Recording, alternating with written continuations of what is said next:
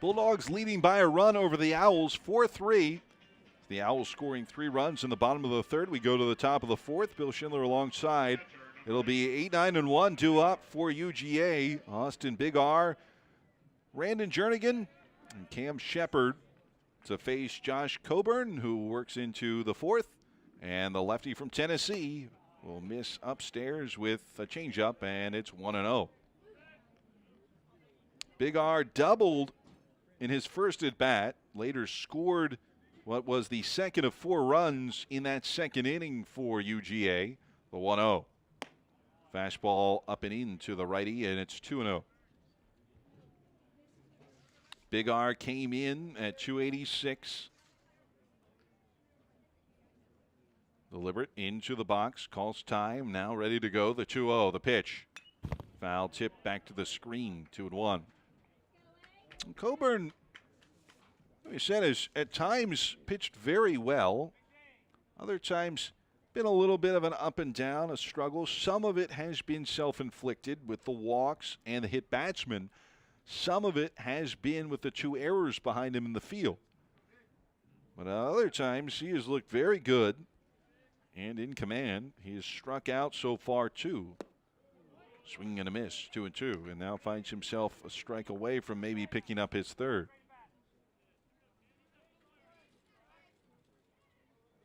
Went to Haywood High School in Bells, Tennessee.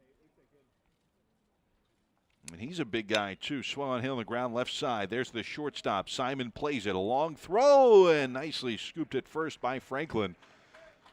Big R is retired. 6-3 on your putout. 1 gone here in the top of the fourth. We talked about Coburn being pretty tall, and we mentioned Pasquale's now in the game as well, a big guy out there, but 6'5", 195 pounds for Coburn as Randon Jernigan steps in, the center fielder. Reached on a fielder's choice and then went to second on an error his first time up, and watches a pitch upstairs, 1-0. It is an interesting, I guess, conundrum for scouts or coaches in baseball as the lefty misses outside, and it's 2-0 on the right-handed hitting Jernigan. When you talk especially with right-handed pitchers, now not so much with left-handed pitchers, Coburn a little bit of an exception there with a tall lefty, but righties have to be almost over a certain threshold in height, swing and a miss, 2-1. It's a lot like quarterbacks. If you're looking at football, a lot of them would they like to be least over 6'1", 6'2". Anything under that is considered short. But in baseball, like those tall right-handers, called strike on the outside edge, 2-1. Lefties kind of anything goes. And so, I mean, anything over 6'5", though, what's interesting is that you like the size from a coaching and scouting perspective. A miss low, full count. 1 out, nobody on. 4-3 your score. The Bulldogs with the lead over the Owls, who just put 3 on the board in the bottom of the third inning. Here in the top of the fourth. Full count offering from Coburn. Here it comes. Misses low, walked him. 1 out walk puts Jernigan at first base with the top of the order, and Cam Shepard now coming to the plate.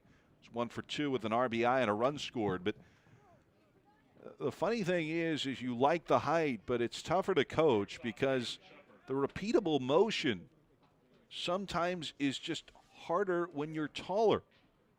Speaking of coaching, see the pitching coach for the Owls come out.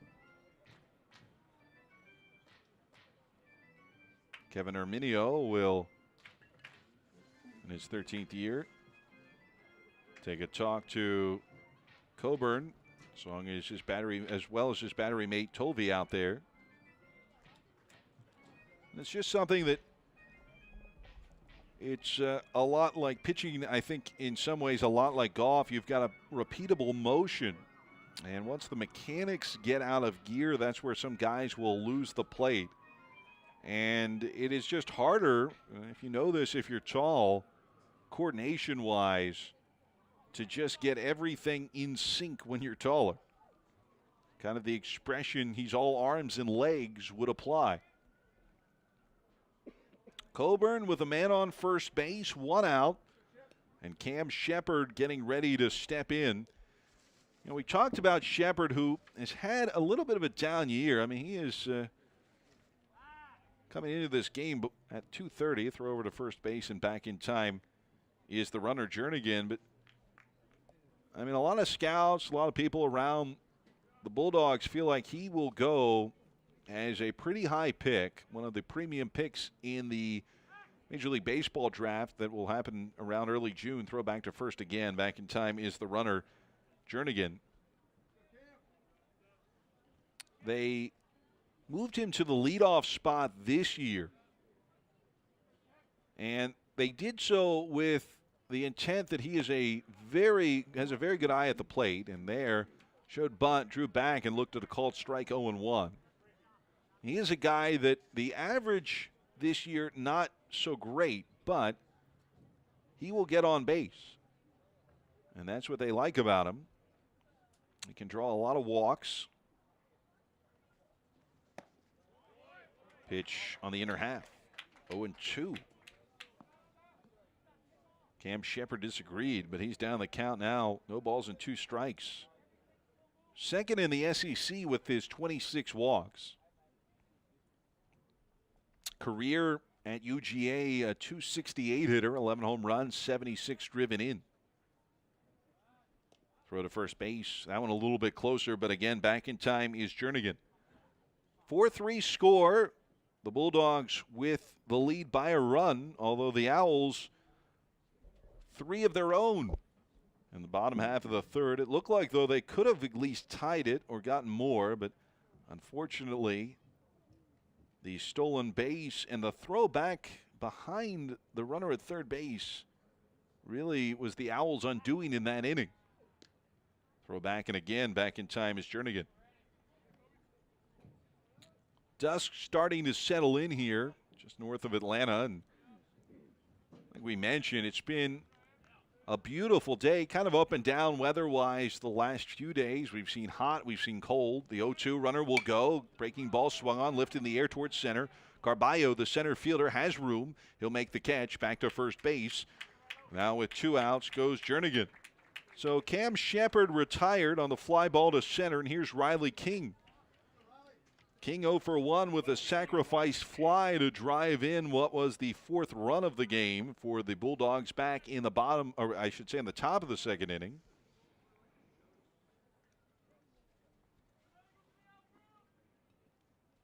He was an irritant in the first matchup between these two. Went 0 for 3, but as that'll miss into the right-hander, 1-0. He did drive in a run with a walk, and he scored twice.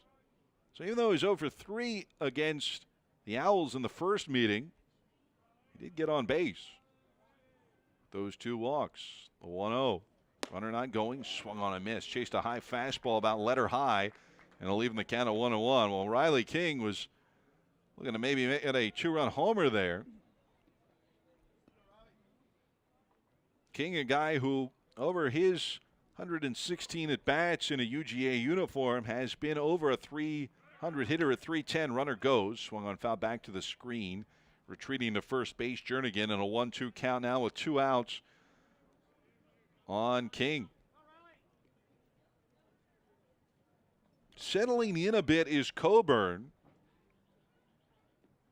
He has allowed 2 hits in the last 2 innings, but if you go back to the second inning, he's faced now 9 men. This is his 10th batter without allowing a run. And 3 have reached, 2 of them hits, 1 a walk. A ball and 2 strikes as Coburn composes himself, and now back in the box is King.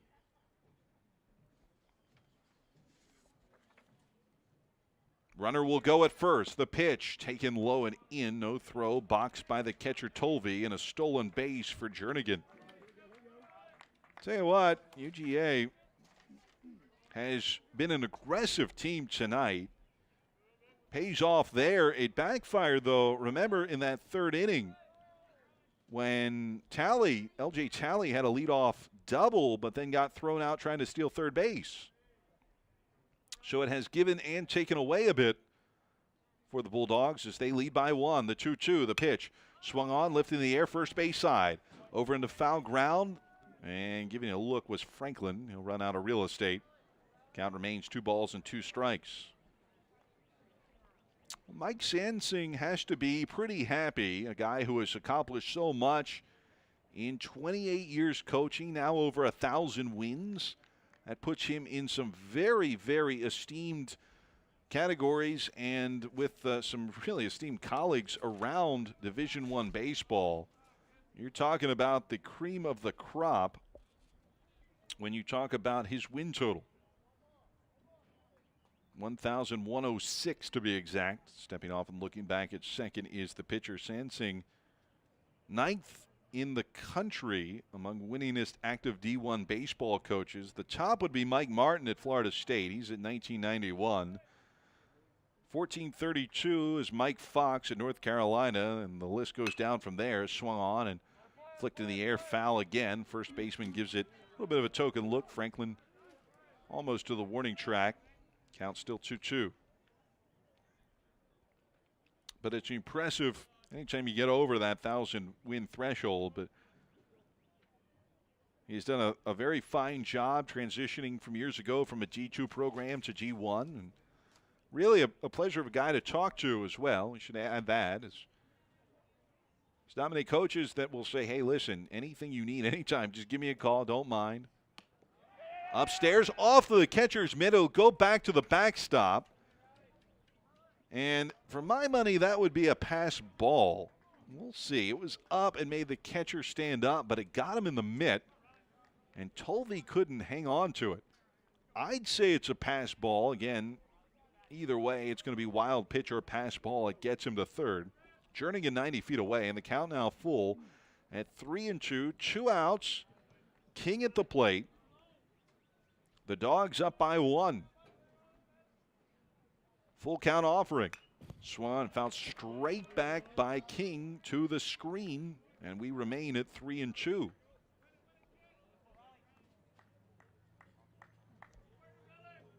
Sansing, though, just very kind of even keel, wants to get this team headed in the right direction, knows that baseball seasons are long. I'd say it's a mix of hopefulness and frustration all kind of in one. The 3-2 in the dirt. He lost him. King draws the 2-out walk. It'll put runners at the corners now for Aaron Shunk, and the third hitter in this now as you get into the dangerous part of the UGA lineup. Third baseman Aaron Shunk. Shunk hitless so far, although he has been hit.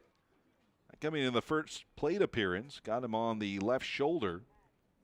He then flew out in the second inning. That ended the second inning to center field.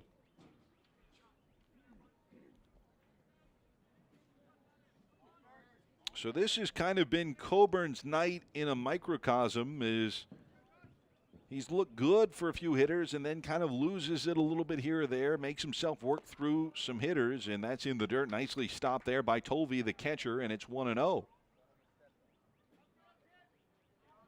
So far, though, he's danced through the dewdrops enough to keep it at a 1-run game. All 4 runs coming in the top of the second inning. We're here in the top of the 4th. The 1-0. Swung on, lifted in the air towards center. Carballo. He's got a read on it. Carballo will squeeze it. And so escaping are the Owls after 2 get on board. A runner at third base and a runner at first. But 2 flies to center get Coburn out of it. And so, as we go to the bottom of the 4th inning, a 1-run lead for the Bulldogs. The Owls grabbing the bats, trailing 4-3.